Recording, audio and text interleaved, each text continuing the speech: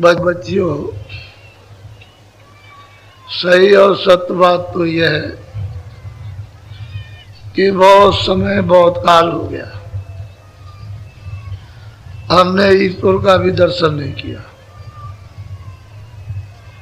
तो ये बताओ, आप उसका ध्यान कैसे करोगे, कैसे उसको याद करोगे? क्योंकि हमको तो मालूम नहीं है कि वो कैसा है। इसलिए महापुरुषों ने आपको ये बताया कि जिन्होंने उनका दर्शन किया वो मिलना चाहिए। तो वो बताएंगे कि ये नाम है, ये रूप है, ये उनका स्थान है, ये उनकी आवाज है। तब आप वहां जा सकते हो। वो तो एक मोटी सी बात है कि महापुरुष नहीं मिलेगा, गुरु नहीं मिलेगा, तो उसमें दाखिल कैसे होगे? क्योंकि जब तक टिकट नहीं मिलेगा तब तक अंदर कौन जाएगा? वो किसी को जाने देगा? सिर पर तो इतना बोझा लदा हुआ कि कोई उधर फटक नहीं सकता, उधर जा नहीं सकता। तो क्यों ही उसकी जरूरत है उन महापुरुषों की कि उससे मिले होते, उसका भेद जानते, उसका रास्ता जानते, उसके नाम को जानते, उसके रूप को जानते, उसका उन्होंने दर्शन किया है। तो जिन्होंने दर्शन किया है वो आपको वहां तक पहुंचा देंगे और मिला देंगे, दर्शन करा देंगे। इसलिए फकीरों की और महापुरुषों की अहमियत बहुत महान जरूरत है। बगैर, क्योंकि हम तो मुद्दतों से उसको भूल गए, पता ही नहीं कि कैसा है, काला है, सांवला, गोरा है, हरा है, पीला है, नीला है, कुछ नहीं। अब यहाँ तो ये जो मूर्तियों की स्थापना हुई है तो आप अंतर से बाहरमुख हो गए। तो व्यास जी ने देखा ये सब बाहरमुखी हो गए, इंद्रियों की तरफ बाहर। तो ऐसे आदर्श पुरुषों की ऐसी मतलब है कि एक तस्वीर, एक मूर्त बनाई जाए बड़ी आंख वाली, और एकांत में रख दिया जाए और लोगों से कहा जाए कि चलो वहां, और वहां चल के क्या करो कि अपनी आंखों से उनकी आंखों को देखो, एक टक हो करके। तो ये जो आंखें आपकी जो हिलती है, पलक हिलते हैं, वो धीरे धीरे धीरे धीरे धीरे धीरे उनकी उस आंख की पुतली को देखते देखते स्थिर हो जाएगी। जैसे ही आंख स्थिर हो जाए वैसे ही बाहर की बंद कर लो तो अंदर की तीसरी आंख खुल जाएगी। ये उन्होंने एक सुविधा अंतर्मुख जाने के लिए उन्होंने लोगों के सामने पेश की, रखी। थोड़े दिनों तक तो ये चली, थोड़े दिनों तक तो थोड़ा बहुत लोगों को अनुभव हुआ, लेकिन बाद में वो चले गए तो फिर लोग भूल गए, अब बिल्कुल भूल गए, पता ही नहीं। वो तो देखता है, बोलता है, सुनता है, वो प्रकाशमान है, उसके यहाँ अंधेरा नहीं है, कोई वहाँ पाप नहीं, कोई पुण्य नहीं, ये कोई झगड़े झंझट नहीं, ये सूरज वहाँ नहीं निकलता, न वहाँ डूबता है, न ये हवा है, न गर्म न सरद, ये कोई चीज़ वहाँ नहीं। लेकिन फिर कैसे जाओगे आप? तो महापुरुषों की जरूरत है, वो मिले हुए मिला देंगे। क्योंकि महापुरुष सबसे मिले रहते हैं, वो ईश्वर से भी मिले हुए, ब्रह्म से भी मिले, पार ब्रह्म से भी मिले, और महाकाल पुरुष से भी मिले, और अपने देश में आते जाते तो सबसे मिला देंगे, सबके पास पहुंचा देंगे। लेकिन वो मिलना तो चाहिए, वो नहीं मिलेंगे तो कैसे आप? और जो कहीं कुछ नहीं है, कहीं आता जाता नहीं, कुछ देखा सुना नहीं, तो ये बताओ कि कैसे वो जाएगा और कैसे आप जाओगे? इसलिए जो किताबों में लिखा है वो तो हम मानने को तैयार नहीं है।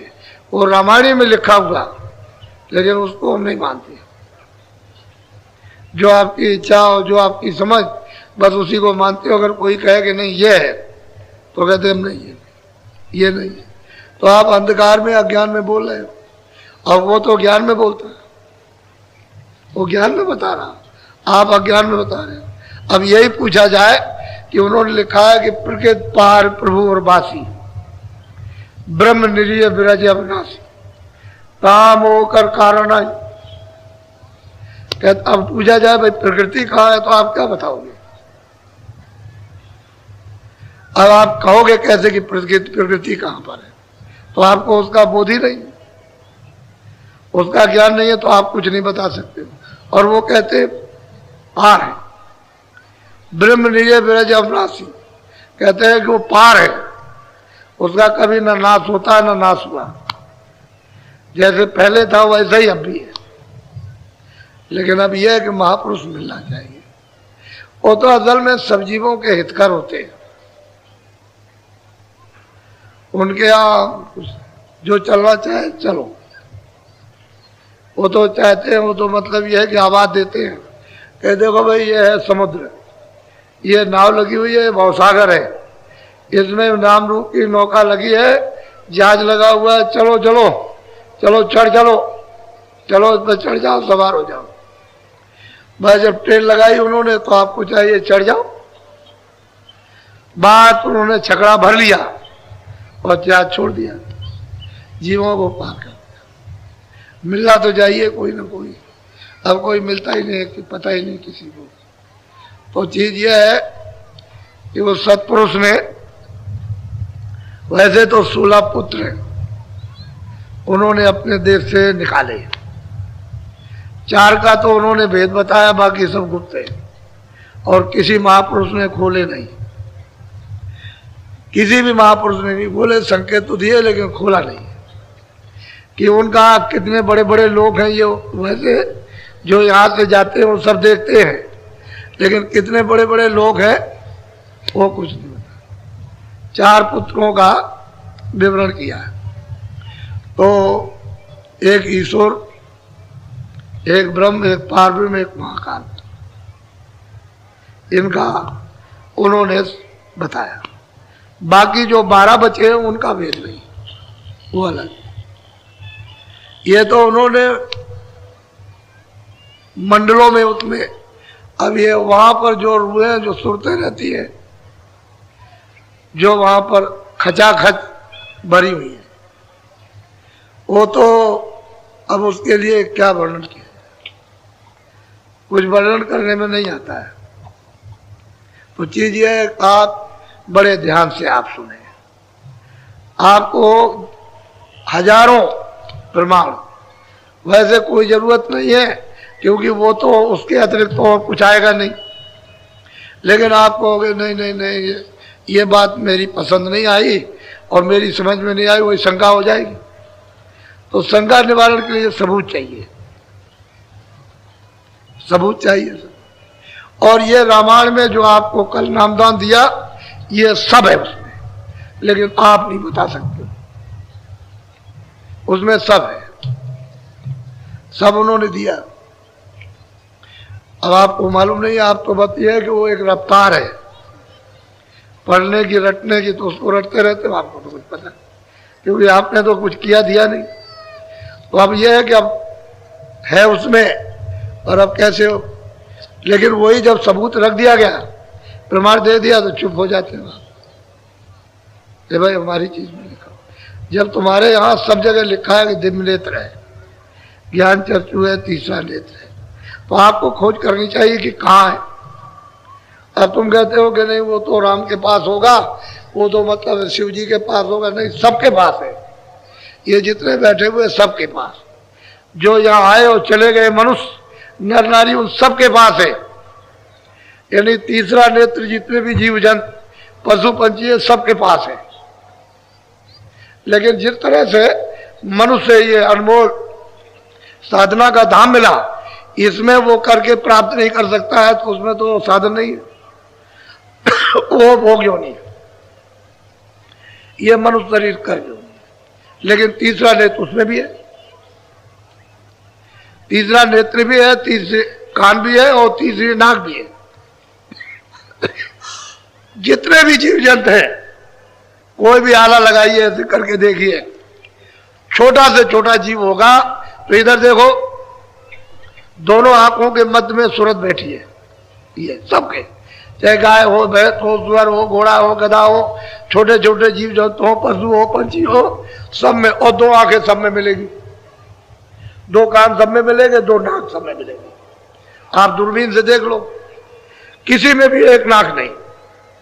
ये 2 नाक, 2 सुराख, 2 कान के सुराख और 2 आंखें, सब जीव छोटे से छोटे जो उसमें दूरबीन में यानी आप जो दिखाई देते उसमें भी है। और देखो मध्य में बैठी हुई सब पे। लेकिन ये साधना का स्थान है, केंद्र है। इससे मनुष्य शरीर से, पंच भौतिक शरीर से साधना होती है और इससे वो आप अपनी दिमाग और दिव्य कान खोल सकते हो। और तो मैंने अभी कल आपको बताया था कि भाई देखो शरीर के ये इधर आपका हृदय नहीं है। कोई कहे कि हमारा ये दिल है, ये हृदय है, ये हार्ट है, ये नहीं, ये यहाँ नहीं है। एक तो पिंडी मन, एक ब्रह्मांडी मन। एक पिंडी मन, एक अंडी मन, एक ब्रह्मांडी मन। तो ये पिंड का मन तो ये है उसका स्थान, लेकिन यहाँ जीवात्मा का हृदय तो है नहीं। उसका तो हृदय ये है ऊपर, ये ऊपर, ये इसके नीचे नहीं। नीचे तो 2 आंख है, 2 कान है, 2 नाक, इधर है ही नहीं। इसके ऊपर बैठी हुई है, ऊपर हिस्से में। तो उसका हृदय, उसका दिल है, इतना बड़ा है। अब यहाँ तो कोई है ही नहीं। वैसे कहा जाता है कि संसार इससे मतलब एक कितने लाखों हिस्सा ज्यादा, करोड़ों हिस्सा ज्यादा, इतना बड़ा आकाश है। अब यह है कि अब कूड़ा कचरा है, अब इसकी वजह से अगर कूड़ा कचरा हट जाए तो बिल्कुल साफ दिखाई देता है। फिर वो अर्वचनीय हो जाता है, क्योंकि आप उसकी कोई मिसाल या नहीं दे सकते। इतना ही कह सकते हो कि बहुत बड़ा।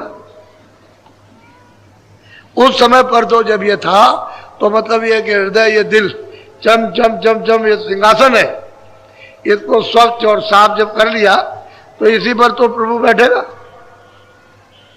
अगर आपका हृदय दिल साफ नहीं है तो ये बताओ कि इतना वो पाक साफ पवित्र है तो कहां बैठेगा। अगर मान लो बर्तन आपका खराब है तो कोई भी चीज रखोगे फट जाएगी। ऐसे ही नापाक दिलों पर, नापाक हृदय पर, गंदे हृदय पर आप कोई चीज रखो फट से खराब। कैसे?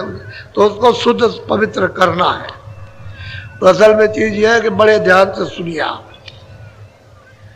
अब उसको प्रमाण ही ले लो, उसमें क्या बात है। हम तो चाहते थे कि आप ऐसे ही सुन लोगे, और वो भी मतलब ये क्रमशाही है, जो कुछ बताते हैं क्रमशाह। लेकिन आप ये सोचते हो कि भाई नहीं, कोई बाबा जी अपनी तरफ से कुछ ले आए होंगे, अपने तरफ से क्या लेना। जो सत्य है वो सदा रहेगा, और जो जो उसको पाएगा वो कहेगा।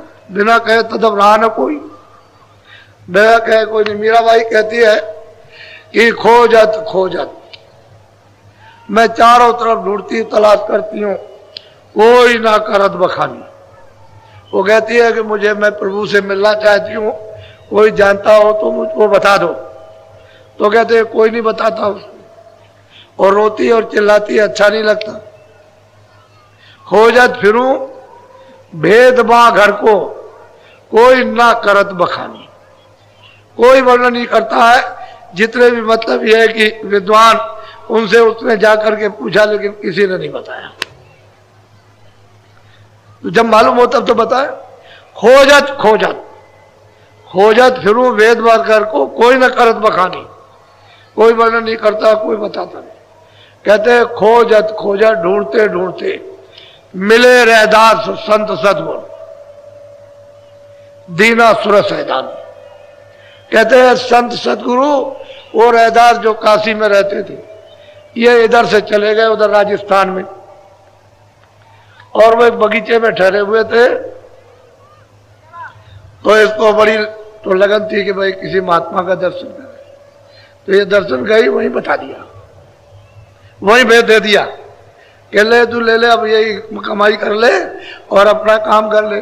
खोजत खोजत मिले रहदास संत सदगुर, दीना सुरस हैदानी। मैं मिल जाए पाए कोई अपना, तब मेरी पीर बुझानी। उसके गुरु रहदास जी थे, उनसे उसने प्राप्त किया था। अब आप जो चाहो सो कहते रहो, तो अपनी आप की बात। लेकिन सच्ची बात तो ये है। और रैदास यहाँ काशी में थे, और काशी में उस समय पर लोग बड़ी घृणा करते थे, लेकिन काशी में रैदास जी विख्यात हो गए, यहीं पर मशहूर हो गए थे। फिर यहां से मतलब ये महात्माओं का विचरण होता है, चले गए उधर जा करके। वैसे तो उन्होंने भी बहुतों को पार किया, बहुत जीवों को उस परम पद में पहुंचाया। तो आप बड़े ध्यान से सब लोग सुनो, ये तो आपको रास्ता है। तो सूरत बैठी हुई है दोनों आंखों के मध्य में, इसको कहते हैं तीसरा तिल, आज्ञा चक्र। इधर देखो, ये आज्ञा चक्र है, ये कंठ चक्र है, ये हृदय चक्र है, ये नाभि चक्र, नीचे इंद्री चक्र है, और नीचे गुदा चक्र है। 5 चक्र है,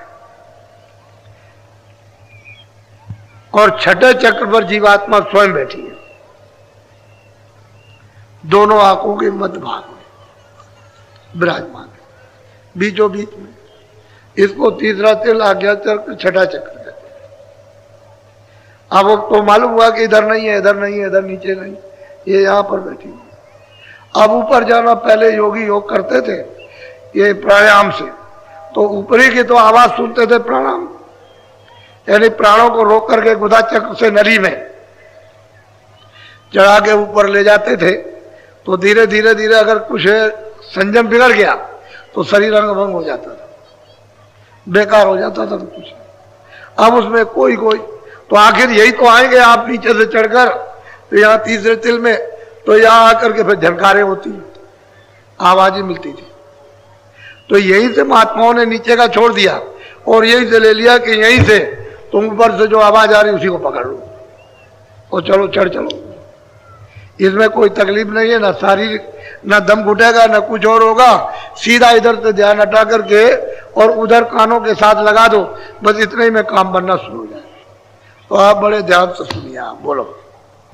हरि सखी तोई भेद बताऊं, प्रथम स्थान खोल कर वो कहते हैं, अरे सूरत, मनुष्य रूपी मंदिर में तू बैठी हुई है, तो मैं तुझे कुछ भेद बताता हूं कैसे चढ़ेगी, और जब तू चढ़ेगी तो प्रथम स्थान कहां पर है, कैसे तुझे मिलेगा, तो मैं खोल करके समझाता हूं बड़ी विधि विधान के साथ। क्योंकि तू दोनों आंखों के पीछे बैठी है मध्य में, और ऊपर तुझे तो प्रथम स्थान कहा, तुझे रास्ता नहीं बताऊंगा तो कैसे जाएगी, तो मैं भेद बताता हूं, बोलो। सहस कमल दल नाम सुनाऊं, ज्योति निरंजन बास लका। कहते हैं कि सहदल कमल स्थान है और वो निरंजन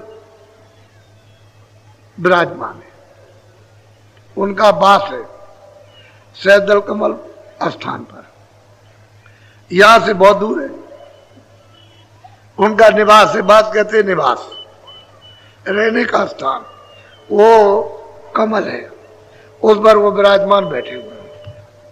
वैसे बहुत सुंदर है, यानी उसमें सुंदरता मेरे को बहुत सुंदर। तो कहते हैं कि भाई वो सहदल कमल नाम उनका ये है, और वो ज्योति में विराजमान बैठे हुए, और वो सहदल कमल है, उस जगह उनका स्थान है। लेकिन यहां से यानी करोड़ों योजन ऊपर है।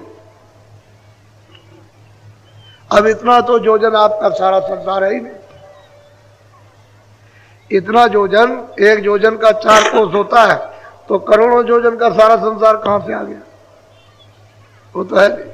तो इतनी दूर पर बैठे, वैसे तो इससे भी ज्यादा है, लेकिन यह है कि आपको मोटा माटी आपको बता दिया कि इतनी दूर है, वैसे तो बिल्कुल एकदम से तो वहां पर है। तो कहते हैं कि अरे भाई सूरत, तू यहां बैठी हुई है, और मतलब यह है कि वो ऊपर से जब तू उतार करके लाई गई तो तुझको ये खोल पहरा दिया। ये जब यहां पर कोई कर्म विधान नहीं बना हुआ था, तब तो ले आकर के बैठाया था, तो दोनों आंखों के मध्य भाग में तब तो कोई पाप पुण्य था नहीं, गंदगी थी नहीं, तब तो गंदगी नहीं थी, तो सीधी जाती थी। सीधी चढ़ गई, क्योंकि नाम की डोर तो पकड़े थी, वो बाजा पकड़े थी, घंटा शंख की आवाज को पकड़े हुए थी, इसलिए तो चढ़ जाती थी। अगर वो ना पकड़े होती और छोड़ देती तब तो अंधकार में, तो पकड़े थी। तो जैसे ही बाहर आई माँ के गर्भ से बाहर, जब 9 महीने का हुआ तो सतयुग जोगी सब विज्ञानी, सब के सब विज्ञानी कर अर्धांतर है बहुत पुरानी, तब तो तू पार चली जाती थी। लेकिन उस समय तो कोई बंधन नहीं था, न गंदगी का था, न कर्मों का था, न पाप का, न पुण्य का, न अच्छे का, न बुरे का। तब तो मतलब ये मन बुद्धि चित्त है, अंतःकरण जीवात्मा बिल्कुल शुद्ध है, पवित्र निर्मल। तो दर्शन करेगी निर्मल जब सो मोह पावे। तब तो कहते हैं कि मैं उनका निवास, जिस रूप में है उस ज्योति रूप में वो, जिस नाम में वो, जिस स्थान पर वो, और जो उनकी आवाज है वो तुझे बताता हूं। बोलो। हाँ। करता तीन लोक यह ठाऊं, वेद चारे नर से जग। अब वो कहते हैं कि भाई ये 3 लोक के करता है। ये सैदल कमल में बैठे हुए निरंजन भगवान उस ज्योति स्वरूप में ये 3 लोक के करता है। उनका स्थान सैदल कमल है, यानी यहाँ के भी करता धरता, और स्वर्ग वैकुंठ के 14 भवन के 14 लोक के करता धरता। उसके बाद में ब्रह्मांड में जो ऊपर है, नीचे शक्ति लोक है, ऊपर में इनका धाम है। तो शक्ति लोक की अलग रचना है और उनके धाम की अलग रचना है। शक्ति लोक में जब स्वर्ग और वैकुंठ को पार करके जब सूरज जाएगी तो शक्ति लोक पड़ेगा, उसको आद्या महाशक्ति लोक। तो आद्या महाशक्ति का भी रूप है। लेकिन ये इतना बड़ा लोक है कि सब स्त्रियों का है, औरतें ही औरतें, देवी देवियां है, और ऐसे ऐसे लबास, यानी कपड़े तो नहीं है वहां। कोई अगर कहे कि कपड़े पहने हुए, कपड़े नहीं है, ना वो रेशम के है और ना वो सूत के कपड़े, लेकिन इस तरह के लबास यानी खूबसूरत और सुंदर पहने हुए हैं कि इस मंडल को पार करना साधक के लिए हो ही नहीं सकता, कोई नहीं पार कर सकता। इतना बड़ा इनका लोक है। ऐसा बताने का थोड़ी उन्होंने बना रखा। ऐसा अगर रहेगा तो सभी चले जाएंगे, कुछ कोई उधर जाए। इतना बड़ा लोक है कि स्वर्ग लोक, वैकुंठ लोक, मृत लोक कुछ नहीं, कुछ नहीं, इतना बड़ा लोक है। वो तो महात्माओं ने सब चीजें थोड़ो आपको बताई हैं, वो तो इशारा कर दिया कि मतलब ऐसा है, बाकी छोड़ दिया, क्योंकि इतना वर्णन करें तो किताब पोथी कहाँ से आएगी। तो इतना बड़ा लोक है कि इसको कोई पार नहीं कर पाता, क्योंकि बगैर गुरु के जो ऊपर आएगा जाएगा उसी से पार होगा, बाकी कोई नहीं जा सकता। तो ऊपर में उसने ये आदेश दे रखा है आद्या महाशक्ति को, सैदल कमल से निरंजन भगवान ने, कि मेरा भेद कोई न जाने पाए। तो न ब्रह्मा जान सकते हैं, न विष्णु, न शिव जान सकते, इनमें से कोई नहीं जान सकते। न उनका दर्शन किया, बस खाली जब समाधि लगाई थी तो आवाज सुनी थी, बस दर्शन कुछ नहीं किया। अगर दर्शन कर ले तो यह सृष्टि का सब काम छोड़ देंगे, फिर प्रलय, उत्पत्ति और पालन का कोई काम नहीं करेंगे। इसलिए इनको हिदायत है कि ये मेरा भेद न जाने पाए। और ये आद्या महाशक्ति के 3 पुत्र हैं। अब गलती इस बात की हो गई कि जब इनसे कहा गया कि भाई तुमने समाधि लगाई, तो ब्रह्मा विष्णु से कहा कि भाई तुमने यदि पिता का दर्शन किया है, तो इन्होंने कहा हाँ किया। ना, इन्होंने कहा हमने नहीं किया, विष्णु ने और शिव ने, इन्होंने कहा हमने नहीं किया। ब्रह्मा से पूछा भाई तुमने पिता का दर्शन किया कि हमने किया, क्योंकि उन्होंने तो वेद लिखे नहीं है, विष्णु ने और शिव जी ने, ये तो ब्रह्मा ने लिखे। तो उनका तुमने दर्शन किया कि हाँ किया। तो उसने जब ध्यान लगा करके देखा तो दर्शन नहीं हुए, तो उसको श्राप दे दिया, जाओ तुम ब्रह्मा जी, तुम्हारी जगत में कोई पूजा नहीं करेगा, तुम झूठ बोल गए। और इन दोनों की पूजा जगत में होगी, क्योंकि इन्होंने सत्य बोल दिया। तो इनको भी दर्शन नहीं हुआ, उनका भी नहीं हुआ। अब ऐसा बड़ा लोक है कि इसे पार करना। फिर यहाँ स्त्री पुरुष दोनों, यहाँ स्वर्ग और वैकुंठ में स्त्रियां भी है, पुरुष भी है, लेकिन इस तरह के स्त्री पुरुष नहीं है जैसे आप हार माप किए हो, इस तरह के नहीं। बहुत सुंदर रचना है, ऐसा नहीं। तो असल में ये 3 लोक के मालिक हैं। अच्छा, इसके ऊपर शक्ति लोक के ऊपर उनका धाम है, उसमें बहुत से ब्रह्मांड है अलग अलग। बोलो। ब्रह्मा विष्णु महादेव तीनों पुत्र इन्हीं के है यह चीज। कहते भाई इनके पुत्र हैं, क्योंकि इन्होंने, यही तो बात थी कि इन्होंने मतलब ये अपनी शक्तियां पैदा की है, इनकी शक्ति, और शक्ति पैदा करके फिर उनको तपस्या कराई, और तपस्या करा करके फिर देववाणी सुनाई समाधि में, और इनसे कहा कि तुम लिख दो। तो इन्होंने पूरा विधान लिख दिया। जब लिख गया विधान, तो इन्हीं से कहा कि तुम सब जगह प्रचार कर दो, विधान बन गया। और इनसे कहा कि देखो सबको अधिकार, आजादी दी जाएगी, पाप की पुण्य की, अच्छे की बुरे की, न्याय की अन्याय की, और जो कोई भी कुछ अच्छे बुरे कर्म करेगा अपना अपना भोगे। सब प्रचार इन्हीं से कहा है। बंधन तो यही से हुआ, पहले तो कोई बंधन नहीं था। यानी अनगिनती सुरतें 1-1 लाख बरस का पीरियड खत्म करने पर सब वापस चली गई, और इतनी वापस चली गई कि उसकी कोई गिनती नहीं है। सबने 1-1 लाख बरस, तो बताओ कि इतना अनगिनती, तो कितना समय हो गया होगा, वापस चली गई। तब इनको हुआ कि तो सब चले जाएंगे इसी तरह से, तब उन्होंने शक्तियां पैदा की। बाद में ये बंधन लगे, तब जीव रोके जाएंगे। क्यों? कि अगर कानून बना के नहीं रोकेंगे तो सब निकल जाए, सबके सब। फिर उन्होंने कानून बनाया, और कानून बना करके आपको अधिकार दे दिया। सच्ची बात यह है कि निरंजन भगवान सहदल कमल में बैठे हुए, उनको इतना अधिकार नहीं है जो आपको मृतलोक में अधिकार है कि आप सीधे जा सकते। वो नहीं जा सकते, वो अपने स्थानी पर रहेंगे, वो नहीं जा सकते। आप जा सकते, यहां से आप वहां, इन सब स्थानों पर जा सकते हो, लेकिन वो नहीं जा सकते। तो छोटा मोटा अधिकार आपको नहीं। इसीलिए मृतलोक में मनुष्य शरीर ये अमोलक बेशकीमती है, और आप इसकी कदर कुछ नहीं करते। बोलो। कुल बैराट रचा इन मिल के, जीवन गे रेलिया इन पे। बैराट की रचना इन्होंने की, और रचना करने के बाद में सब जीवों को घेर लिया। चलो कि देखो तुमको अधिकार मिल गया, ये पाप है पुण्य अच्छा बुरा, अब अपना अपना करो। तो पहले तो पुण्य भी नहीं था, अब तो पुण्य भी बनेगा, तो गंदगी तो जमा होगी, बोझा तो जमा होगा ही, इकट्ठा होगा ही, तो उसका भी तो आपको फल भोगना।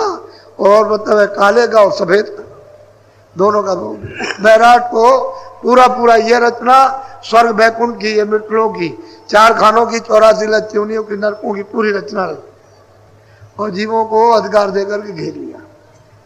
अब बगैर महात्माओं के कोई जीव जा नहीं सकते। बोलो। जाल बिछाया जग में भारी, इनकी पूजा। सबसे बड़ी बात तो बच्चों यह है कि ऐसा जाल उन्होंने छाया देकर के बिछा दिया, क्या मतलब है, सब तो लग गए बाहर इंद्रियों के, इसमें जाल में फंस गए इन भोगों में। और जब उन्होंने जो बनाया उन्होंने दर्शन नहीं किया, तो आपको दर्शन कैसे हो जाएगा? वो तो वही दर्शन से वंचित रह गए। तो जाल बिछा दिया, और फिर मतलब यह है कि कर्म यानी करा करके गंदगी को ला दिया, और आपकी आंख और कान नाक बंद हो गए। बस आपका बल्ब जल रहा था, जो जीवात्मा रूपी वो पावर हाउस से प्लग निकल के वो बुझ गया। अब जब से पड़े हुए रो रहे चिल्ला रहे, तो आपका घर तो यहाँ है नहीं, घर तो उनका भी नहीं है। कृष्ण भगवान ने अर्जुन से कहा कि देख अर्जुन, ये तेरे सामने ये चीटा, ये जो चल रहा, ये कई बार ब्रह्मा हो चुका, और इसको देखो चीटे की गति प्राप्त है। उन्होंने इशारा करके चीटे की तरफ बताया कि ये चीटा कई बार ब्रह्मा हो चुका, और देखो अब ये गति उसको मिली, चीटा। ये उसको 84 की गति मिली। तो वो भी तो स्थान मतलब ये है कि टिकाऊ नहीं है, पुण्य छिड़े, यानी पुण्य जब आप करोगे और वहां पहुंच भी गए स्वर्ग वैकुंठ तो पुण्य छिड़े मृत लोगे, फिर आ जाओ और मेरा राजाओं के घर में जन्म लो, सेठ साहूकारों के यहाँ, और उसके बाद मनमानी पाप करो, फिर चलो नीचे, फिर खानों में चले जाओ। तो ये क्या हुआ, फायदा क्या मिला आपको? ऐसी थोड़े दिन की बुल्ले की जिंदगी में फिर सदा के लिए आप चले गए तो लाभ क्या हुआ? तो कहते हैं जाल बिछा दिया। वैसे आपको सब अधिकार दे रखा उन्होंने, तो उससे नहीं, लेकिन आपको स्वतंत्र कर दिया। उन्होंने कहा हमारी तरफ से कोई रोक टोक नहीं है। तो ये मामूली चीज है, फिर आप अपने ही वासना में फंस गए, उनका दोष नहीं है। उन्होंने तो मतलब है कि ये अधिकार दिया और ये जाल बिछा दिया। अब इसमें आप आनंद ढूंढ रहे हो तो आनंद कहीं मिलता नहीं, जब नहीं मिलेगा तो फंस गया भोगों, इंद्रिया भोगों में फंस गई, इंद्रियों के दरवाजों पर मन बैठ करके गुलाम हो गया। अब ये इंद्रियां छोड़ती नहीं भोगों को और मन इंद्रियों के दरवाजों को नहीं छोड़ता, गुलामी करता। तो जीवात्मा बेचारी क्या करे, इसकी शक्ति को घसीट लिया और उसका दुरुपयोग ये कर रहे, अगर वो निकल जाए तो फिर तो ये कुछ नहीं है, बेचारों तरफ से बैठ के घेरे हुए। बोलो, फंसे जाल में पचे कर्म में धोखा खाया पर। अरे भाई कहते हैं कि पचे जाल में फंसे कर्म। अब तुमको ये तो नहीं कहा कि तुम बुरे काम करो, अच्छे करो, तो अच्छे करोगे आपको अच्छे घर में आपको जन्म मिलेगा, धनी मानी राजा का। फिर क्यों बुरा करते हो आप? वो त्याग करो। तो जब त्याग करोगे तो ये नहीं तो फिर ऊपर चले जाओगे, और भी त्याग कर दो ऊपर से, हमको ये नहीं चाहिए, तब ईश्वर की प्राप्ति होगी। ईश्वर को भी छोड़ दो, हमको नहीं चाहिए, तब ब्रह्म की प्राप्ति होगी। और ब्रह्म को भी नहीं चाहते हो तो ऊपर जाओगे तो फिर पार ब्रह्म चाहिए। ऐसे तब आप अपने घर में पहुंचोगे। और कहीं ना कहीं फंस गए तो यही फंसे हुए आप कहीं नहीं, न स्वर्ग जा सकते हो, न वैकुंठ जा सकते हो, न ब्रह्मा से, न विष्णु से, न शिव से मिल सकते हो। तो अब बताओ, जब यही फंस गए ऊपर कौन जाएगा? तो कहते हैं कि भाई फंसे जाल में और पचे कर्म में, धोखा खाया पड़े भरम में। अभी भरम नहीं है तो क्या, भरम से तो संदेह तो घर में झगड़ा, बच्चों में झगड़ा, पति पत्नी में झगड़ा, इसमें झगड़ा, धर्म में झगड़ा, कर्म में झगड़ा, इसमें उसमें, सब चीज में झगड़े झगड़ा। अब भरम में फंस गए। अब इससे फुर्सत मिले, इससे छुटकारा हो तब तो कुछ सोचो। बुद्धि तो भरम हो गई, भ्रमित हो गई। बोलो, अब जो इनको कोई समझावे सत्य पुरुष का भेद। कहते हैं कि अब इनको अगर कोई समझाए कि चलो भाई तुमको ईश्वर के पास ले चले, चलो तुमको ब्रह्म के पास ले चले, चलो तुमको स्वर्ग में ले जाए, तो झगड़ा करते हैं। कहते हम नहीं जाना चाहते स्वर्ग में, हम ये भोग नहीं छोड़ना चाहते, झगड़ा करते। अरे भाई कल्याण तो तेरे लिए कह रहे हैं, तू अपना कल्याण कर, जीवात्मा को बचा। गड्ढे से कहते हमको नहीं चाहिए स्वर्ग, हमको वैकुंठ नहीं चाहिए, हमको तो ये भोग चाहिए। अब भोग में चिल्ला रहा, अब रो रहा, चिल्ला रहा और कहता कि दया कर दीजिए। रो भी रहा, चिल्ला भी रहा, और से कहते हैं चल भाई चल, चलो तुझे निकालने। कहले निकालिए मत, ही रहने दीजिए और दया कर दीजिए। किस बात की दया? अरे तू पढ़ा तो ऐसी जगह जहां रोएगा ही, जहां कष्ट हो रहा, दुख हो रहा, पीड़ा हो रही, कहते हैं तुझे निकालने के, निकालिए मत, दया कर दीजिए। पता नहीं कौन सी दया मांग। बोलो, तो नहीं माने झगड़ा ठाने पक्षपात करे। कहते हैं कि मानते नहीं सत्य जी को। अरे भाई तुम भगवान के पास तुम चलो, तुम ऊपर मत जाओ, लेकिन वहां तक तो चलो। कहते हैं यहां तक चलो, जिसका 3 लोक का शासन है, चलो भाई उसके पास, ईश्वर के पास चलो, गाड के पास, खुदा के पास चलो, तुमको पहुंचा दिया जाए। तो कहते नहीं नहीं, हमको खुदा नहीं चाहिए। अभी मुसलमानों से पूछा कि भाई तुम खुदा के पास चलना चाहते हो, ये कैसा होता है खुदा? हमने भाई तुम रोज नमाज पढ़ते हो, तुमने दीदार किया, कल दीदार तो नहीं किया, तो फिर ये क्या करते हो इबादत? क्या इबादत जो बताया उसको कर रहे हैं। अरे भाई तुमको पहुंचा देंगे, तो उनसे कहो भाई ऐसे चलो, तो कहते हैं कि ऐसे नहीं चलेंगे, तो खुदा के पास पहुंच जाओगे। ऐसे ही मतलब है कि इनसे कहा जाए कि तन रूपी इस मंदिर में जीवात्मा बैठी है और इसी से रास्ता जाता है, हरि का दरवाजा तो यहीं पर है, तो चलो तुमको ले चले। कह लगे भगवान के पास नहीं जाएंगे, हमको नहीं जाना। बोलिए अब क्या किया जाए, बोलो। या ते मैं तो को समझाऊं, ये सब ठग को लेकर। अब बताओ, ठगे, खुद ठग गए हो, यानी इस जाल में फंसे हो, अज्ञान में, इस मोह में, ममता में, काम में, क्रोध में, और रोज रो रहे हो और चिल्ला रहे हो, और तुम्हारा यहाँ कोई नहीं है। तो ये मतलब ये है कि अब तुम इसमें फंसे हो।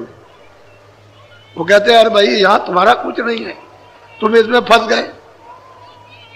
वो कहते हैं भाई तुमको ये मनुष्य शरीर तुम्हारा नहीं है, इसको छोड़ना। जब मनुष्य शरीर छूट जाएगा तो ये तुम्हारी चीजें, तो फंसे पड़े, मानते नहीं। बोलो। इनके मार्ग तू बति जाय, तू संतन की शरण। अब बहुत प्यार से समाचार, अरे भाई काम में मत बढ़ते, लोभ में मत मत, मोह में मत बढ़, मतलब अहंकार मत कर, तो मतलब धोखा मत दे, झूठ मत बोल, बेईमानी मत कर, चोरी मत कर। अरे इनके मार्ग मत जा, तू संतन की शरण, वहां चला जा। वहां जाकर के तो वहां सत्संग भी सुनेगा, रास्ता भी मिल जाएगा, दया भी हो जाएगी, सब हो जाएगा।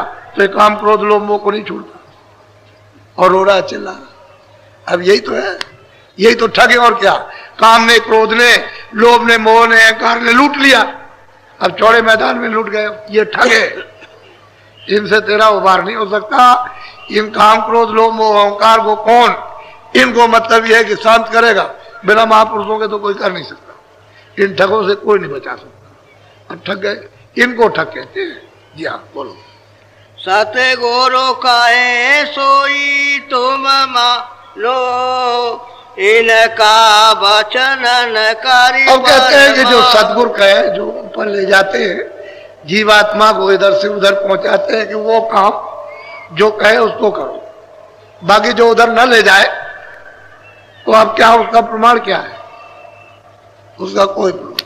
तो अभी जो कुछ बने तो अभी बना लो, आगे का फिर न धरना भरोसा। जो कुछ करना है अभी कर लो मन रूपी तन में। तुम कहोगे मरने के बाद कुछ मिलता है, मिल जाएगा, तो कुछ मिलने वाला नहीं है, उसका विश्वास भरोसा मत करो। अभी कर लो, अभी जो कुछ करना। तो जीवात्मा को अभी जगाओ। क्यों नहीं आंख खोलते हो, क्यों सो रहे हो?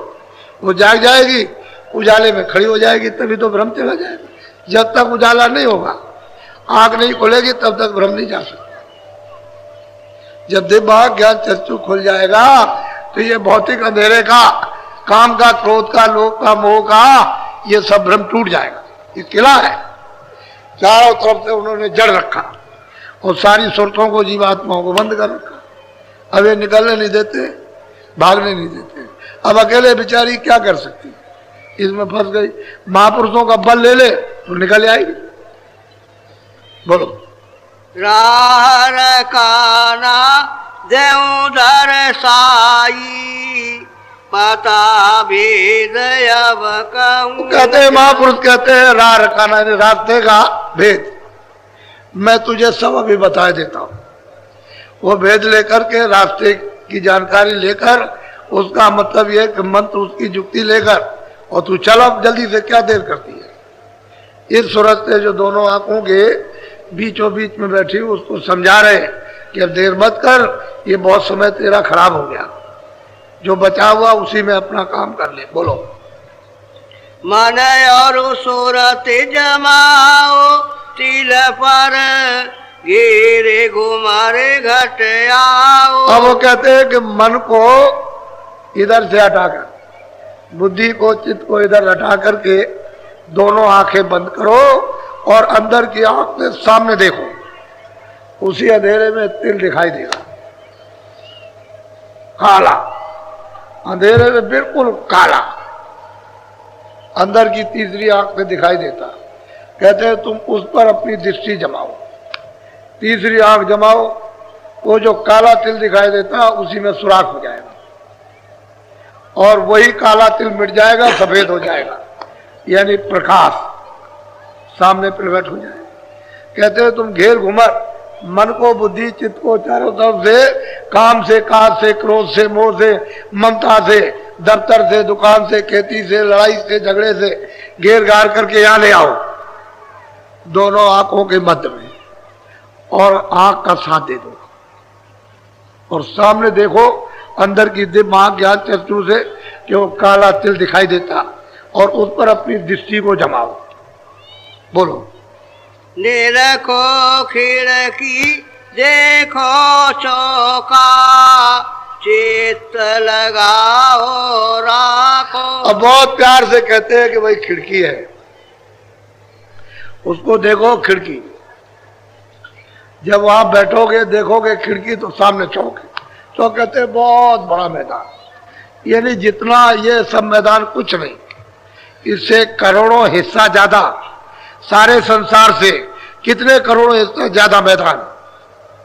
चौक कहते हैं मैदान को, वैसे चौक कहते हैं आंगन को, लेकिन वो इतना बड़ा आंगन है कि क्या उसकी महिमा की जाए। कहते हैं तुम उस खिड़की पर तुम अपनी सूरत को जमाओ, उस तिल के ऊपर खिड़की हो जाएगी और वो खुलेगी सामने चौक। जब आप उसमें प्रवेश हो जाओगे तो एकदम खुले मैदान में। रचना तो तब पता चलती है कि दिव्य रचना की शुरुआत क्या सुंदर रचना की, मनमोहन रचना की, यानी आनंद की रचना की क्या शुरुआत है, तब मालूम होता है। ऐसे नहीं होता। तो वो बता रहे हैं रास्ते का भेद, ऐसे चलोगे तो ये मिलेगा, ऐसे तिल मिलेगा, ऐसे खिड़की मिलेगी, ऐसे सामने चौक आएगा, चौक बिल्कुल प्रकाशमान, अंधेरे का कहीं भी नाम निशान नहीं, अंधेरा उधर है ही नहीं, उधर अंधेरा नहीं। वो अंधेरा तो बस ये है गंदगी जमाया, और जैसे ही गंदगी साफ हुई तो फौरन इसकी आंख खुल गई, फिर अंधेरा नहीं, फिर अंधेरा है। जब जीवात्मा की आंख खुल गई तो इसी में से कितनी रोशनी, कितना प्रकाश, कितनी लाइट इसी जीवात्मा से निकलती है कि ये इसके हजारों सूरज यानी सामने आकर के उग जाए तो इसकी रोशनी में छुप जाएंगे। इनका प्रकाश सूरज की रोशनी में छुप जाएगा। इतना सूरज में प्रकाश है जो यहाँ बैठी, लेकिन अब यह सिमट करके यहाँ उसको ले आना है, क्योंकि ये फैल गई और उसमें गंदगी जो है मिश्रित हो गई, उसे धीरे से समेट करके ले आना। तो समेटोगे कैसे? इधर से अपने मन को, बुद्धि को घेर घार कर कि देखो तुम इधर मत जाओ, पहले ये काम कर लो, जो तुम्हारा काम ये जरूरी है इसको करो। तो जब आप करने लगोगे दृष्टि रुक जाएगी, सामने वो तिल है, खिड़की दिखाई देगी, खिड़की खोलेगी, सामने चौक है, खड़े हो जाओगे। वहीं से तो प्रतीत प्रीत आती है। बोलो। पचरंगी फुलवारी देखो, दीपदान घट भीतर। अब वो कहते हैं कि शुरुआत हो जाती है पचरंगी फुलवारी, तरह तरह के स्वर्ग में, बैकुंठ में तरह तरह की, शक्ति लोक में तरह तरह की, यानी मतलब एक फुलवारी रचना, तरह तरह के महल, ऐसे ऐसे सुंदर महल है कि यहाँ उसको सुपने में भी नहीं मिलेंगे। और कारीगरियों से, बेल बूटों से, अब वो किस तरह के बेल बूटे हैं, किस तरह से रंगों से जड़े हुए हैं, और चम चम चम चम चम चम करते हैं। ऐसा मालूम होता है कि सारा खेल सुरतों का है, सब जीवात्माओं का ही खेल है, जितना भी है। चम चम चम दम दम, और क्षण क्षण पर महल बना दे। बस यहां से रूहें उड़ी और बस उन्होंने ऐसे देखते हुए फौरन महल बना दिए। कितने बड़े बड़े महल। तुम अपने संसार को ऐसे उठा करके वहां धर दो, एक छोटे से कमरे में, ऐसे ऐसे महल। कहते हैं कि उधर फिर क्या है, वो दीपदान, उधर वो ज्योति जल रही है, दीपक जल रहा। दीपदान कहते हैं दीपक, दीपक जल रहा, उसका साक्षात्कार। वो इशारा बता रहे। वैसे तो बहुत कुछ है, वो बीच में जो रचना वो बहुत कुछ, उसको क्या, लेकिन धीरे धीरे धीरे साधक जब शुरुआत करेगा और उधर चलेगा तो अपनी आंख से देख लेगा। एक गोस्वामी जी महाराज ने सब देखा। बोलो। कोई दिन ऐसी लीला देखो नील चक्रता आगे पे कहते हैं कि नहीं भाई, आगे आगे नील चक्र है, ये नीलगिर पर्वत है, वह नील चक्र है, वो गुरु का द्वार है। कहते हैं वो दिखाई देता है, आगे साफ दिखाई देता है, उधर तो उजाला तो साफ दिखाई देगा। कहते हैं नील चक्र यानी गुरु का द्वारा। बोलो। वीर प्रेम बलता को फोड़ो, ज्योत निहारो मन को मोड़ो। कहते हैं कि वो कैसे नीलगिर पर्वत टूटता है विरह से, तड़प। जब साधक जब रोता है, चिल्लाता है ऊपर जाने के लिए, तब वो टूट जाता है। उसमें साथ साथ गुरु की दया काम करती है। जब वो टूटता बढ़ता है तो ऐसा मालूम होता है कि समूचा तीनों लोग एकदम से गिर पड़ा, टूट टाट करके। इतनी आवाज एटम बम में नहीं, यहाँ के सब कण कण के एटम बम बना दो और एक बार की फेंक दो तो इसमें कुछ भी आवाज नहीं है, इतनी आवाज वहां हो रही। कहते हैं कि भाई उधर में वो गए, फिर उस ज्योति का वो दर्शन हो रहा है जो सैदल कमल में बैठे हुए हैं, उसका दर्शन करते हैं। तो साधकों ने तो दर्शन किया और कराया दर्शन। बोलो।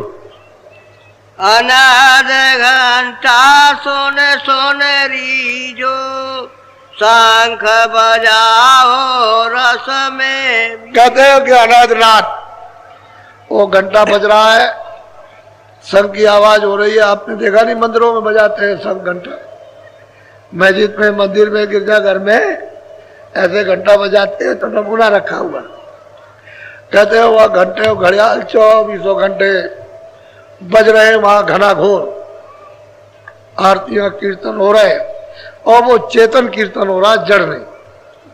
यानी कोई मिट्टी का साफ सामान नहीं है कि भाई ऐसे बजा दिया, ऐसे ठोक दिया, कोई पीतल है, कोई कांसा है, नहीं कुछ नहीं, ये सब कुछ नहीं। कहते हैं घना घोर बज रहे, वह बज रहा। कहते हैं फिर वो संग बजता है, उसमें से अमृत गिरता है। तो कहते हैं उस रस में भीगो, उस रस में स्नान करो, पियो, नहाओ भी और पियो भी, वो तो अमृत है। बोलो। यह पहलाया स्थान बताया, सतगुरु पूरे वरन सुना। कहते हैं भाई पूरा सदगुरु होगा तभी बताए, जब पूरा गुरु मिल जाएगा तब तो ये बताएगा देखो ये, और फिर आगे चलना है, क्योंकि आगे तो फिर दूसरा स्थान है। बोलो। अब चलो सजनी दूसर धाम, निरखो त्रिकुटी गुरु का। अब वो कहते हैं कि सूरत अब तू सज करके साथ सामान लेकर के आप इतनी सुंदर सजाई जाती है, यही सूरत इतनी सुंदर सजाते हैं, वहां उसका इतना स्वागत होता है। बड़े बड़े विशाल गेट, ये छोटे मोटे गेट इतनी कारीगरियों से दम दम दम दम चमकते हुए वो ऐसे जगह जगह पर उन सूरतों को सजा करके ले जाते। वो दृश्य एक अनोखा अर्वचनीय होता है कि ऐसा स्वागत नहीं होता, और जगह जगह स्वागत। और वहां की सूरतें, वहां की जीवात्माएं जो रहती हैं वहां, वो ऐसे स्वागत करती हैं कि अगर कतार लग जाए तो कितने करोड़ों योजन की कतार, सीधी कतार एक, उसमें अगर दुर्मी लगाओ तो जरा भी इधर उधर कुछ नहीं, ऐसी ऐसी कतारें, और वो दिव्य। तो ये तो सब खेलवा हो रहा है। तो कहते हैं सजनी, अरे सूरत, अब तुझको ये पता चला कि ऊपर कुछ है, अब चल तू दूसरे धाम की तरफ, यानी दूसरे मुकाम की तरफ चल, अभी चल तुझको पहुंचा दिया जाए। बोलो। ओंकार धुन जहाँ विश्राम, गरजे बादल और घन। अब वो कहते हैं कि ओंकार यानी वो विराजमान है, उसी को यानी कहते हैं मुसलमान रब कहते हैं वहां पर वो विराजमान है। गरजे बादल और घनघोर गर्जन होती रहती है और मृदंग बजता रहता है। आपकी रामायण में कहा है मधुर मधुर गर्जय घनघोरा, बड़ी मिठास के साथ सुहावने यानी बादल जैसे गरजते रहते हैं, उनके मुख से गर्जन होती है और फिर कहते हैं बाजे ताल मृदंग अनुपा। तो वो तो आपको इशारा किया, लेकिन आपकी समझ में क्या आ सकता। हे सजनी सूरत, तू अब चल जल्दी से, शील क्षमा संतोष विनय विवेक, अब ये काम क्रोध लोभ मोह और अहंकार ये पीछे हो गए, उधर नहीं है। अब इन सखियों को लेकर के शील क्षमा संतोष विनय विवेक, अब ये चल रही आगे। चल आप दूसरी मंजिल की तरफ, दूसरे मुकाम की तरफ। बोलो। सूरज मंडल लाल मुकाम, गुरु ने बताया गुरु का। कहते हैं कि सूरज मंडल वो लाल मुकाम है, वो ब्रह्म है, और वहां गुरु का भी स्थान है, उसको गुरुपद कहते हैं। क्योंकि वहां अगर गुरु नहीं मिलेंगे तो फिर ऊपर नहीं जा सकेगा, वो वहीं कर जाएगा। और यही से सूरज को दूसरे मुकाम से ही, ब्रह्म स्थान से ही इसको कपड़ा शब्द स्पर्श रूप रस का पहनाया गया। फिर नीचे सहदल कमल में लाए तो ईश्वर के स्थान पर नौ तत्वों का कपड़ा पहरा दिया, शब्द स्पर्श रूप रसगंध और मन बुद्धि चित्त और अहंकार। फिर नीचे स्वर्ग वैकुंठ में उतारा, नीचे शक्ति लोक के नीचे, तो उसको 17 तत्वों का कपड़ा पहरा दिया। 10 इंद्रिया चतुर्संताकरण, मन बुद्धि चित्त अहंकार, 10 4 14 और रजोगुण तमोगुण सतोगुण। इसको जब पहरा दिया तो उससे मोटे कोल में, और उससे नीचे जब मित्रलोक में उतारा तो ये मोटा कपड़ा पहरा दिया। स्थूल जल पृथ्वी अग्नि वायु आकाश मसाले का ये बना हुआ शरीर। अब जीवात्मा है, इसलिए कहते हैं जड़ चेतन ग्रंथ पड़ गई, यद्यप झूठी है लेकिन खुल नहीं सकती, बगैर महात्मा के नहीं खुलेगी। महापुरुष की तो जरूरत है, वो जुक्ति से खोलेगा, जुक्ति से जीवात्मा को निकाल लेगा। अब तो ये बंध गई है 5 तत्वों में 3 गुणों में, अभी अपने आप नहीं निकल सकती, तो जड़ हो गई। इसकी चेतन अवस्था मतलब ये लोप हो गई, बेहोश हो गई। अब इसे होश नहीं है कि मैं कौन हूं। जब तक यहां नहीं आएगी, खड़ी नहीं होगी, तब तक इसको होश ही नहीं आएगा, जागरण ही नहीं होगा। और जब यहां आ जाए तो जागरण हो जाएगा, होश हो जाएगा कि मैं कितने युगों से, कितने कल्पों से आई और यहां पर मतलब सो रही थी, अब जगी। कहते हैं चल सूरत, जल्दी सद धज करके और दूसरी मंजिल चल, वहां ओम रहते हैं विराजमान। तो उनका मंडल तो बहुत, उनके नीचे मंडल है माया का, माया का मंडल है। यानी सहदल कमल के ऊपर माया, सहदल कमल के नीचे आद्यामा शक्ति, तो इनका मंडल बहुत बड़ा, यानी ईश्वर के धाम से भी बड़ा। ऐसे आप पार नहीं कर सकता, कोई भी जा नहीं सकता, इतना बड़ा मंडल है उनका माया। और ऊपर में ब्रह्म है, नीचे माया, नीचे ईश्वर है, उसके नीचे शक्ति, उसके नीचे ब्रह्मा विष्णु महादेव। बहुत घेर करके जीवों को अच्छी तरह से फंसा करके रखा जाए। बोलो। पंचम वेद नाम यही गाया, 14 कमल। कहते हैं इसको 14 कमल कहते हैं, और इसको मतलब यह कि जिक्र किया ना एती ना एती, और कुछ है और कुछ है, लेकिन हम कुछ बता नहीं सकते, लेकिन है जरूर ये बराबर।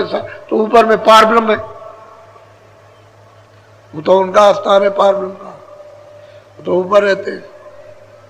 इसलिए ये दूसरी मंजिल इस तरह से सूरज को पहुंच और दर्शन होगा कि इसका ब्रह्म का दर्शन साक्षात्कार होगा।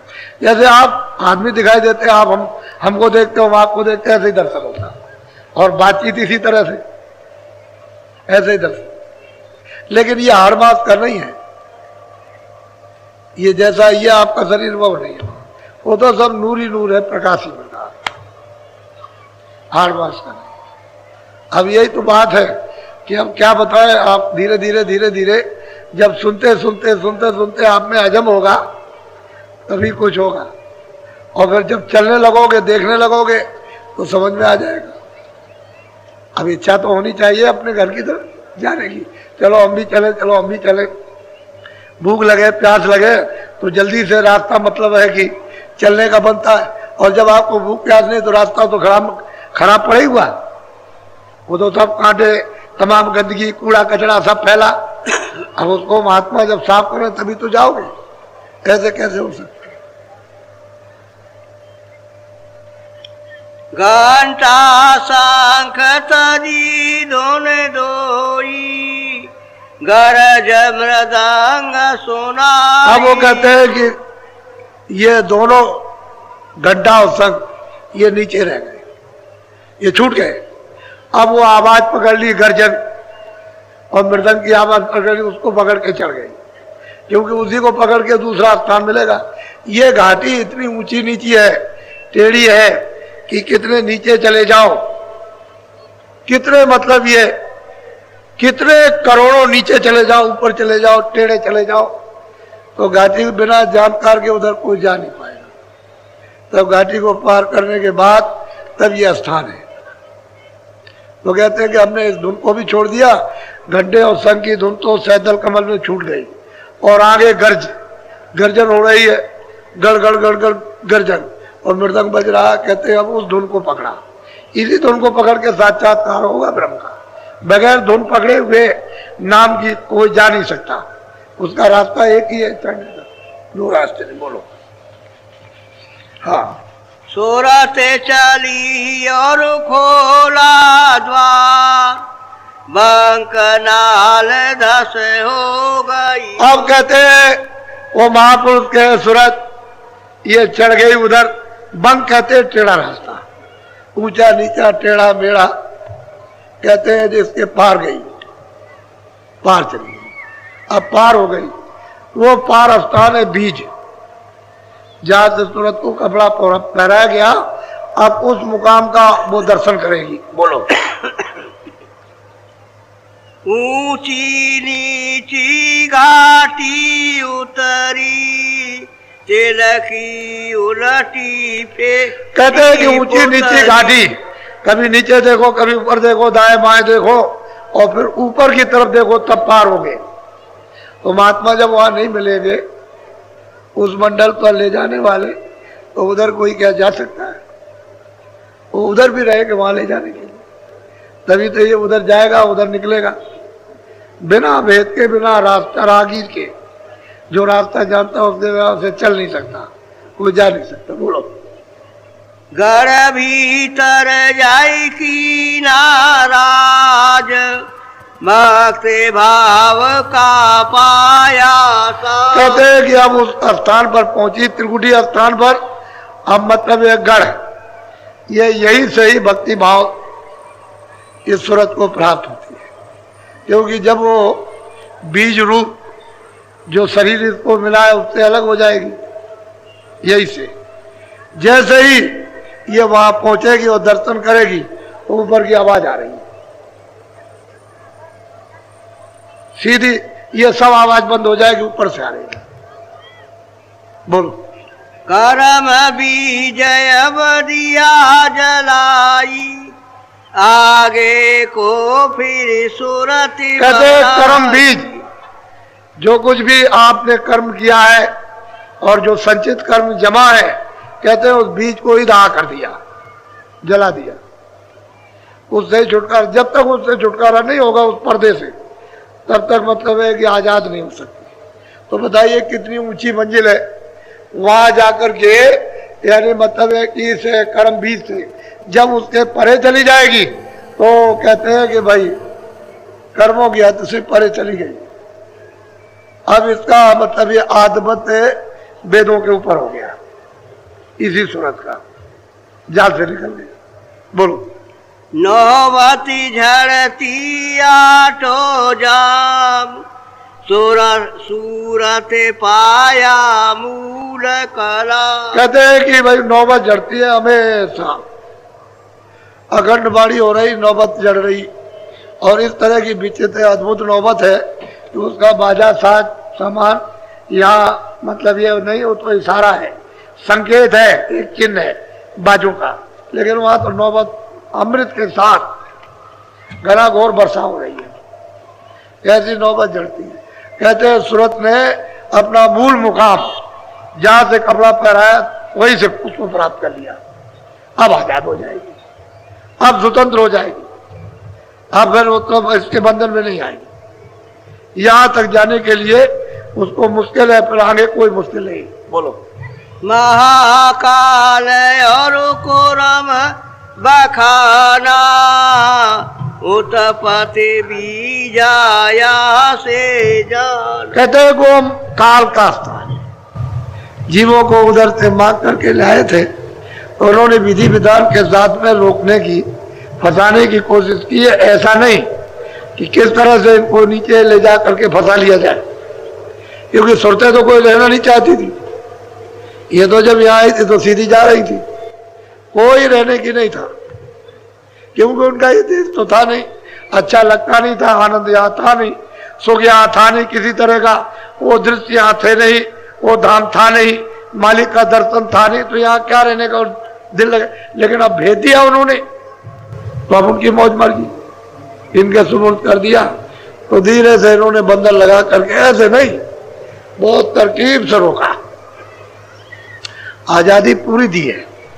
उसमें अपनी तरफ से उन्होंने कुछ नहीं, जबरदस्ती नहीं की कि आप अपनी आजादी से आप खुद फंस जाओ, बस आप फंस गए, रह गए बस यहाँ। अब कोई बताने वाला तो मिले तब तो तुमको ऊपर उठा करके ले आए। अभी तो इसी शरीर में ये जीवात्मा जकड़ी अंधेरे में, न ये जानती है कि हम में आंख है, न ये जानती है कि हम में कान है, न इसको मालूम है कि हम में नाक है, न ये पता चलती है कि हम में कोई देववाणी हो रही है, कोई आकाशवाणी हो रही, न इसको मालूम है कि पहुंचने का कोई हम में रास्ता। तो बिना महात्माओं के कैसे जा सकते। तो बहुत अच्छा है ये अवसर आपको मिला, ये प्रयागराज, ये महामानव कुंभ, ये छोटा काम नहीं है जो आप देख रहे हो। आपने ये दृश्य 100 वर्षों में नहीं देखा इस तरह जो दिखाई देता है 100 वर्षों में आप ना, ऐसा संदेश आपने कभी सुना जो आपको बताया जा रहा, कभी नहीं सुना। जो जहां जिसकी स्थिति है वो पूरा का पूरा, जो जहां है जिसमें जितनी क्षमता है वो सब, उसमें कुछ नहीं। इसमें कोई चीज इधर उधर नहीं हो सकती। लेकिन यह है कि अब ये जीव है बेचारे, इतने दिनों से फंसे, भरम गए, भूल गए, मैल चढ़ा लिया और मतलब रो रहे, भोग रहे, जर्जर हो गए, कमजोर हो गए, असहाय हो गए, डरने लगे, खौफ हो गया। और ये तरह तरह से अब कैसे जाए, किसी का सहारा मिलेगा तभी जाएंगे। अब किसी से कोई विरोध नहीं, किसी से भी कोई विरोध नहीं, इन सबको इधर से मन हटा लो, बुद्धि को हटा लो, चित्त को हटा लो और यहां ले आओ, यहां सूरत के साथ में इनको लगा दो, बस धीरे से, बस रस पकने लगे। उधर से रस जब पकने लगेगा तो रस की ठंडक आने लगेगी, तो धीरे से मन वो उस तरह से चिपटने लगेगा जैसे मक्की शहद के साथ में चुपटती है, ऐसे ही धीरे से चुपटने लगेगी। मन तो चाहता है रस मिल जाए, आनंद मिल जाए। तो ये इंद्रियों के दरवाजों पर और ये देखने सुनने में तो कोई रसा नहीं, इसलिए भागता फिरता है कि चलो भाई इसमें मिलेगा, सोने में, चांदी में, घर में, गृहस्थी में, बच्चों में, औरतों में, राज में, पाठ में, इसमें उसमें, लेकिन कहीं मिलता नहीं है तो भागता फिरता है चारों तरफ और कहता भैया तो कुछ नहीं, कुछ भी नहीं। तो सही बात यह है कि इधर कुछ है नहीं है। ये आनंद का दरवाजा तुम्हारे मन रूपी मंदिर में दोनों आंखों के मध्य और सामने, जब तक वेदी नहीं मिलेगा तब तक आप उस दरवाजे पर नहीं जा सकते। वही है युक्ति में मुक्ति। जानकार मिल जाए, दरवाजा पकड़ा दे और दरवाजा खुल जाए और आंख चल पड़ो। जब तक दरवाजा नहीं खुलता जीवात्माओं का तब तक आंख नहीं खुलेगी, कान नहीं खुलेंगे और वो मनुष्य रूपी मंदिर में सबके लिए सुलभ है।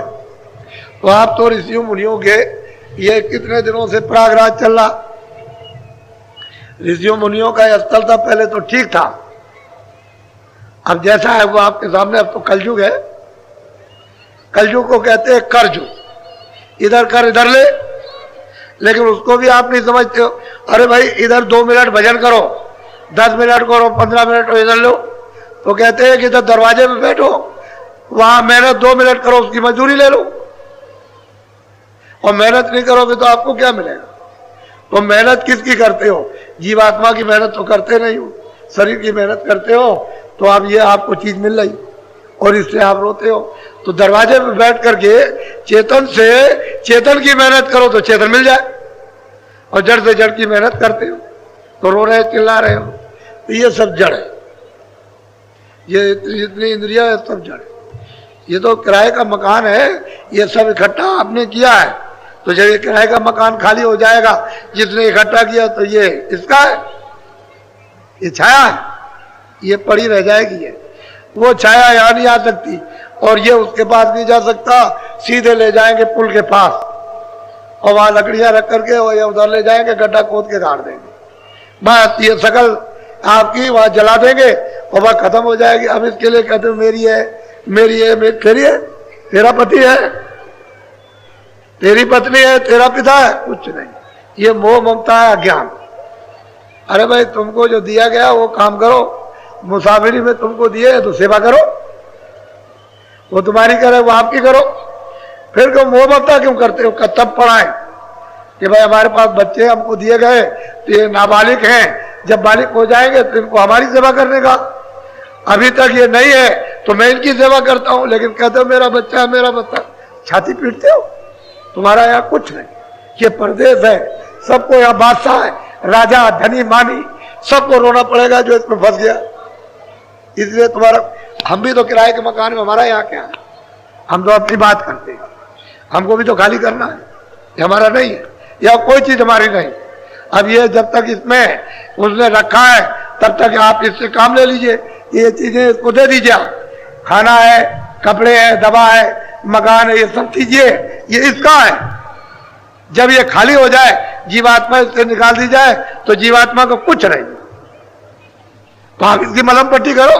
मना कौन करता है कि तुम साधु हो जाओ, घर बार छोड़ दो, ये करो वो करो और तुमको कुछ नहीं? अपने घर में रहो, खेती दुकान दफ्तर का काम, बच्चों की सेवा, इतनी तो काम करना, लेकिन ममता मत करना। ये मत कहना कि मेरे उसने दिया हमको एक सेवा के लिए तो सेवा कर दो, तो आपकी यात्रा पूरी हो जाएगी। और जब तुम कहोगे नहीं तो तुम भगवान को गाली दोगे, कहो तूने अच्छा नहीं किया, मेरा 2 बरस का बच्चा, 10 बरस का, 20 बरस का जवान मेरा मार दिया, मेरा नहीं किया, मेरे साथ अन्याय किया, 1000 गाली, तो तुम्हारी गाली उसके बाद पहुंचेगी। तुम रो रहे, ममता में रो रहे, मोह में। मोह सकल व्याधियों का मूल। इसलिए आपको सीधा रास्ता बता रहा हूं, कोई इधर उधर की कोई बात नहीं, सीधा रास्ता चलो इधर से, भाई यही से उठ चलो, यहाँ बैठे हो और यही से ऊपर में, फिर ऊपर देखो डोरी पकड़ कर, फिर देखो क्या है, कैसी कैसी रचना है उन दिव्य लोगों की, देव लोगों की, उसको भी देखते चलो, अपने घर की तरफ चलो। अभी चल दोगे तो जल्दी रास्ता कट जाएगा, नहीं चलोगे तो गए 4 खानों में 84 लत क्यों नहीं होगी, फिर लौट के इधर नहीं आओगे, ये मानो शरीर फिर नहीं मिलेगा। अच्छा बोलो जय गुरुदेव, जय गुरुदेव। सब लोग बोलो जय गुरुदेव। अब आपको मैं भजन पर बैठा हुआ, क्योंकि कल तो देर हो गया, अंधेरा हो गया था, अभी अंधेरा नहीं हुआ है, तो मैं जरा भजन पर बैठा हूं। समझ लो पहले, मन को बुद्धि को देखो, ये दोनों आंखों के मध्य में जीवात्मा बैठी है, उस जीवात्मा के चारों तरफ अंदर यानी घेर करके मन बुद्धि चित्त अहंकार ये बैठे हुए हैं। तो इनको क्या करना, आप झगड़ा झंझट दुकान खेती में दफ्तर में आप आधा सेकंड 1 सेकंड आधा मिनट उधर जाने मत देना, यही कानों के साथ रोक के रखना और ऊंचा ध्यान देकर गौर से जीवात्मा के कान से सुनना। वो तो आपको आवाज सुनाई देती है, जब आवाजें आने लगे तो उसको पकड़ो, उसको लगातार सुनो तो तुम्हारी पकड़ में आ जाएगा और वही आवाजें फिर खींचेगी। वो तो चुम्बक है, जैसे लोहे को अपनी तरफ खींच लेता, ऐसे ही वो आवाजें की सूरत को जैसे ही उधर उसका कान लगा कि फौरन खींचना शुरू कर दिया। तो एक सुई ध्यान, और जब बैठ जाओ भजन पर आंख और कान बंद करो, सब लोग बंद करो आंख और कान।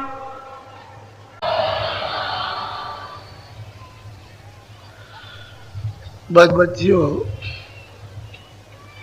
सही और सत्य बात तो यह है कि बहुत समय बहुत काल हो गया हमने ईश्वर का भी दर्शन नहीं किया। तो ये बताओ आप उसका ध्यान कैसे करोगे, कैसे उसको याद करोगे? क्योंकि हमको तो मालूम नहीं है कि वो कैसा है। इसलिए महापुरुषों ने आपको ये बताया कि जिन्होंने उनका दर्शन किया वो मिलना चाहिए। तो वो बताएंगे कि ये नाम है, ये रूप है, ये उनका स्थान है, ये उनकी आवाज है, तब आप वहां जा सकते हो। वो तो एक मोटी सी बात है कि महापुरुष नहीं मिलेगा, गुरु नहीं मिलेगा, तो उसमें दाखिल कैसे होगे? क्योंकि जब तक टिकट नहीं मिलेगा तब तक अंदर कौन जाएगा? वो किसी को जाने देगा? सिर पर तो इतना बोझा लदा हुआ कि कोई उधर फटक नहीं सकता, उधर जा नहीं सकता। तो क्यों ही उसकी जरूरत है उन महापुरुषों की कि उससे मिले होते, उसका भेद जानते, उसका रास्ता जानते, उसके नाम को जानते, उसके रूप को जानते, उसका उन्होंने दर्शन किया है।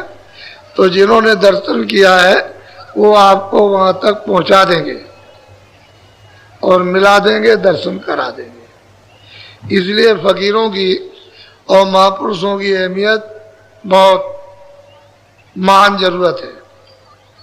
बगैर, क्योंकि हम तो मुद्दतों से उसको भूल गए, पता ही नहीं कि कैसा है, काला है, सांवला, गोरा है, हरा है, पीला है, नीला है, कुछ नहीं।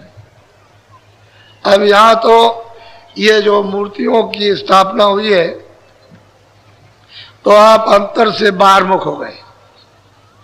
तो व्यास जी ने देखा ये सब बाहरमुखी हो गए, इंद्रियों की तरफ बाहर। तो ऐसे आदर्श पुरुषों की ऐसी मतलब है कि एक तस्वीर, एक मूर्त बनाई जाए बड़ी आंख वाली, और एकांत में रख दिया जाए और लोगों से कहा जाए कि चलो वहां, और वहां चल के क्या करो कि अपनी आंखों से उनकी आंखों को देखो एक टक हो करके। तो ये जो आंखें आपकी जो हिलती है, पलक हिलते हैं, वो धीरे धीरे धीरे धीरे धीरे धीरे उनकी उस आंख की पुतली को देखते देखते स्थिर हो जाएगी। जैसे ही आंख स्थिर हो जाए वैसे ही बाहर की बंद कर लो तो अंदर की तीसरी आंख खुल जाएगी। ये उन्होंने एक सुविधा अंतर्मुख जाने के लिए उन्होंने लोगों के सामने पेश की, रखी। थोड़े दिनों तक तो ये चली, थोड़े दिनों तक तो थोड़ा बहुत लोगों को अनुभव हुआ, लेकिन बाद में वो चले गए तो फिर लोग भूल गए, अब बिल्कुल भूल गए, पता ही